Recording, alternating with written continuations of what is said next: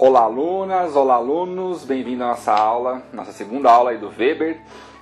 Na última aula a gente falou um pouquinho sobre protestantismo, lembra? Como o protestantismo leva uma vida muito racional no cotidiano, né? Leva uma vida muito organizada, ele não gosta do ócio, né? Do lazer, né? Isso significa que ele está sempre buscando entender a vida dele cotidiana de uma forma que seja racional, né? Que seja uma vida mais assim objetiva, né? Regrada, disciplinada. Essa é a palavra, disciplinada, né? Então esse é o protestantismo, né?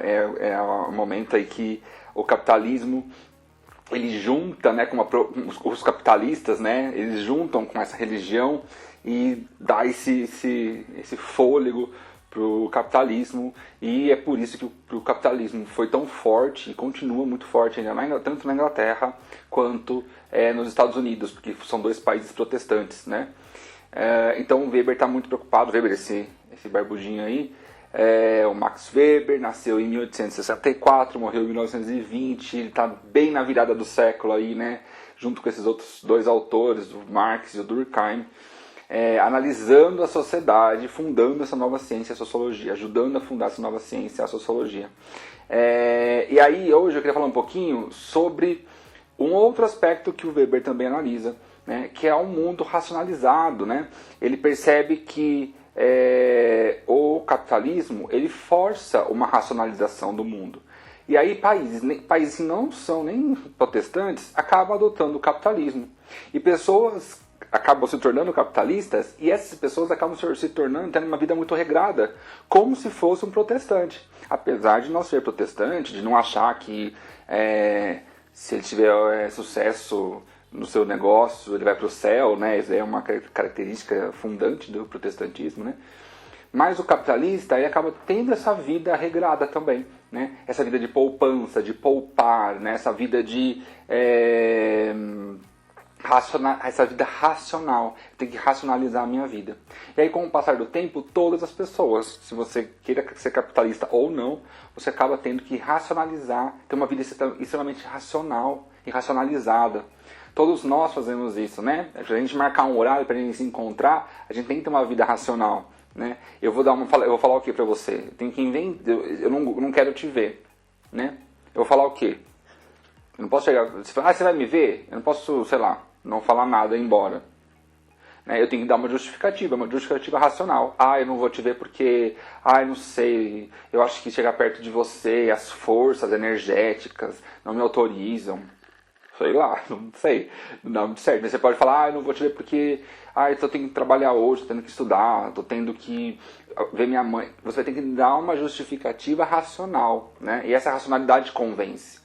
A irracionalidade não convence tanto, né? Mas a racionalidade na nossa época convence muito. Por quê? Porque ela é a base do nosso cotidiano, assim como a vida dos protestantes, né? Então, o capitalismo, ele tem essa característica que ele aposta na racionalidade, né?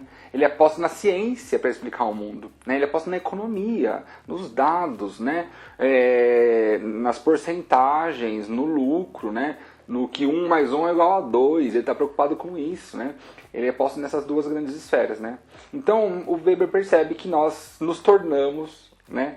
O mundo capitalista fez com que o mundo se tornasse racional, né? É o que ele chama de racionalização do mundo. Esse é um aspecto muito importante da nossa época, da nossa era, né? do próprio capitalismo. Então, no capitalismo, ele percebe que a sociedade moderna, né, a sociedade capitalista moderna, pós-Revolução Francesa, pós-Revolução Industrial, é baseada na racionalização da vida cotidiana. E aí que chama a atenção dele, né? Então vamos estudar essa racionalização? Né? Será que o capitalismo está nos tornando racionais, né? Cada vez mais, né? Está racionalizando tudo na nossa vida, né? A nossa subjetividade fica onde? É isso que ele vai tentar discutir um pouco, né? Então ele percebe que a economia e a ciência se tornaram essa linguagem cotidiana, essa linguagem comum. Eu consigo justificar as coisas a partir da ciência e a partir da economia. E aí eu queria fazer um parênteses com a atualidade. A Terra é plana, sou contra a vacina, Tem alguns movimentos que a gente diz que a gente olha para eles e acha muito irracionais. A gente fala, mas Rodrigo, como é que isso está surgindo agora, em 2020? Né? Por quê? Porque isso é uma resposta à enorme racionalização do mundo. Né? Algumas pessoas, alguns grupos estão cansados dessa racionalização. Né? E aí são nesses momentos que surgem essas pessoas, né? Anti-vacina, terra é plana, vamos desconfiar de toda a ciência, vamos desconfiar da economia, desconfiar da política, né? O voto não funciona, né? A gente teve o período de votação aí, né? Vai ter também. Será que, né? A urna não funciona, o voto não funciona, nada funciona, né? Então, tipo assim, nada que é racional, né? Que tá ali marcado no papel funciona, né? Como que a gente vai saber, né? Talvez algo mais tradicional fosse, para algumas pessoas, né, fosse mais válido, né? Mas isso é só uma resposta ao mundo racional, gente. É só uma resposta ao mundo racional, né? É só uma resposta a um mundo que é movido por uma linguagem científica e econômica. O nosso mundo é movido por uma linguagem científica e econômica, e é isso que justifica. E vocês vão usar todas as justificativas possíveis na vida de vocês, só que para serem válidas, elas vão ter que perpassar essas justificativas científicas e econômicas, né? E aí, então, né, a economia e ciência se tornam a linguagem cotidiana, se desvinculando da religião. Né? Lembra que a gente tinha visto a sociedade feudal, né? Lá no começo da nossa matéria da sociologia, né? Como o feudalismo tinha uma outra mentalidade, a mentalidade religiosa, né? E aí, de repente, a gente vem para uma mentalidade mercantil, né? Uma mentalidade comercial, né? Do comércio. Né? E o que é essa mentalidade do comércio? É uma mentalidade racional, né? Disciplinada, do lucro, da poupança. Né?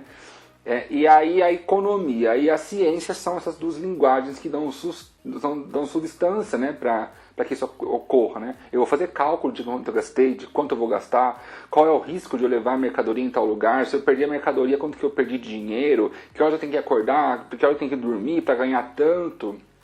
Né? Isso... Economia e ciência estão conectadas. E aí, o avanço da tecnologia, o cálculo do tempo e a eficiência passaram então a significar progresso. Né? Tempo é dinheiro. O Weber, inclusive, começa a sua análise analisando essa frase: tempo é dinheiro. Que meu Deus do céu, já me esqueci de quem é agora. Eu acho que é do Roosevelt. Não sei, acho que é do Roosevelt. Eu acho que deve ser do Roosevelt.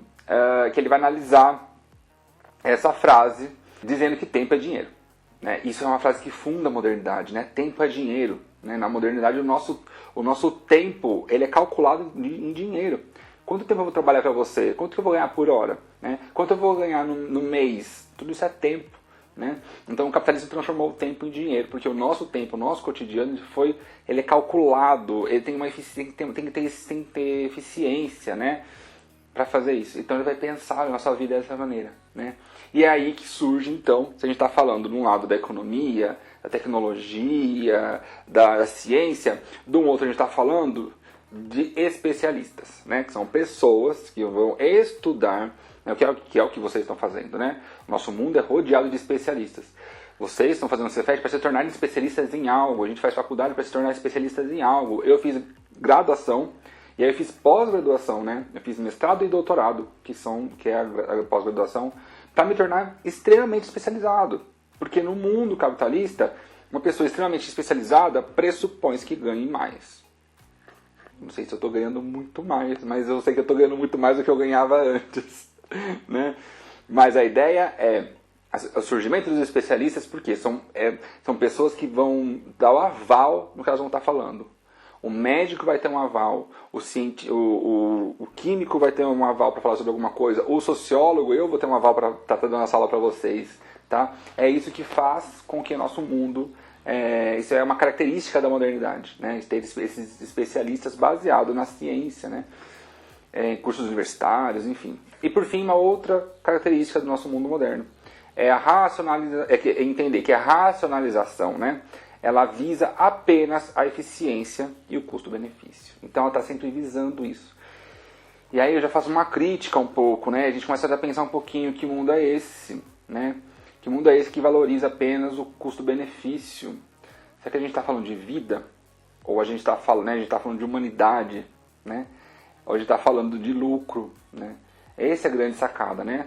A gente começa a pensar, muitos autores começam a usar essa ideia da ciência, né? Do capitalismo, da modernidade, para justificar grandes desgraças na humanidade. Eu sempre trago aqui o exemplo da Primeira e Segunda Guerra Mundial, né? A Segunda Guerra Mundial principalmente, né? As câmaras de gás dos nazistas, por exemplo, né? Tem toda uma tecnologia bélica ali para você matar uma pessoa, né? Mas que dá que é eficiente, né? Que tem um custo-benefício bom. E aí eu pergunto, bom para quem? Bom para onde? Talvez bom para o capitalismo, né? Bom para a racionalização. Mas talvez será que é bom para a humanidade? Aí eu fico já pensando um pouco nisso, né? O Weber ele está mostrando isso, que o capitalismo está preocupado, o Marx também estava pensando nisso, né? Na questão do lucro, da disputa entre patrão e empregado, né? A gente viu ali a objetificação dos humanos, né? E a coisificação dos humanos e a humanização dos objetos, né? Em fetiche da mercadoria, mas é o que eu quero retomar, que o Weber está também dizendo de um outro olhar. Ele fala que essa racionalização intensa talvez está matando um pouco da nossa própria vida, né? Apostar numa linguagem cotidiana, na ciência e na economia, de forma tão forte, talvez esteja matando um pouco a nossa vida, a nossa experiência subjetiva no mundo, porque estar no mundo também é subjetivo, né? Então eu gostaria de trazer isso para a gente pensar um pouquinho. E aí, já indo para esse lado, eu quero conectar com algo que é exclusivo da nossa modernidade, que existiu durante toda a história da humanidade, mas na modernidade ela é exclusiva. Ela é exclusiva não, ela tem um lugar privilegiado, né, um lugar central na modernidade, que é a burocracia, né? A burocracia é uma forma organizada de realizar as atividades do governo, né? Então o governo se tornou muito burocrático. O governo se tornou muito racional, muito racionalizado e muito burocrático, né? E a burocracia ela tem a ver com hierarquias e impessoalidades. Ela tem a ver com uma padronização. E aí, talvez essa seja uma característica das nossas vidas, né? Visando sempre a hierarquia, né? E a hierarquia desigual, né? Visando sempre uma impessoalidade e visando sempre uma padronização. Padronização de comportamentos, de roupas, de objetos, mercadorias, carros, casas, né? Tudo começa a se tornar tudo muito padronizado, mas também se torna tudo muito impessoal, muito distante do humano, né? Daquele calor humano, das subjetividades, né? Daquilo que é pessoal, daquilo que é mais íntimo. A nossa intimidade talvez acabe se tornando muito racional. Em lugares muito capitalistas, né? Onde tempo é dinheiro, a gente vai perdendo essa pessoalidade, né? A gente vai hierarquizando muito as pessoas, vai padronizando muito a vida e talvez vai perdendo um pouco dessa coisa que também é humano, né? Dessa coisa que é pessoal, né? Essa coisa que é íntima, né? Essa coisa que é subjetiva. Então Weber traz a burocracia, ele diz que a burocracia sempre existiu na história da humanidade, mas que no capitalismo ela toma um lugar central. E aí tudo, a nossa vida, né, se torna burocrática. E as nossas relações se tornam burocráticas. Eu gosto do Weber porque ele ajuda a gente a pensar um pouquinho nisso, né? E aí para finalizar, então, o Weber traz esse conceito que eu acho bárbaro para explicar tudo isso que eu estou dizendo, acho que resume muita coisa, que ele chama de desencantamento do mundo, né? Ele diz que nós vivemos num mundo desencantado, né? Ele, né, lembra que eu falei para vocês do feudalismo, mentalidade religiosa, né? Ele diz aqui, ó, sociedade feudal, o mundo é explicado pela religião e vontade divina. Isso vocês já sabem, já tivemos aula sobre isso. Sociedade moderna, o mundo é explicado pela razão humana, né? Pela razão, pelo lucro, né? Mas antes do lucro ainda é a razão, para o Weber, né? Pro Weber. Antes do lucro é a razão que move o nosso mundo. Talvez não a emoção, né? Talvez toda aquela coisa burocrática, né? A burocracia, a impessoalidade, enfim. A ciência, para o Weber, tirou a magia e o mistério do mundo. A ciência explica tudo pra gente agora. Os fenômenos sobrenaturais, as emoções, tudo isso vira ciência, né? Eu tô tendo um pico de energia, eu tô muito ansioso, você toma um remédio que isso passa, né? A gente vai tentar, então, transformar numa linguagem científica. A psicologia está aí para isso, né? A psicologia, ela chega fortemente, né, para categorizar as emoções humanas, né? A sociologia também tem sociologia das emoções, a gente tem várias áreas do conhecimento que fazem isso, né? Mas tirou o mistério do mundo, né? Tirou a romantização, tirou o encantamento, né? Não é à toa que muitos filmes, né? Não é à toa que a arte, isso é um lugar da arte, né? Não é um lugar do cotidiano. É um lugar onde a gente vai só imaginar. Muitos filmes, né? Encantados, né? Muitos filmes mágicos fazem muito sentido, tem muita bilheteria no nosso mundo, né? A gente pode pensar, nossa, desde década de 90, né? 2000 ali, Senhor dos Anéis, né? Depois também Harry Potter, Crepúsculo, enfim, filmes de super-heróis, né? São coisas, fazem muito sucesso na bilheteria, porque eles trazem um mundo que a gente não consegue viver mais esse mundo, né? Um mundo encantado mesmo, né? Um mundo que tem algum mistério. A ciência quer acabar com os mistérios, né?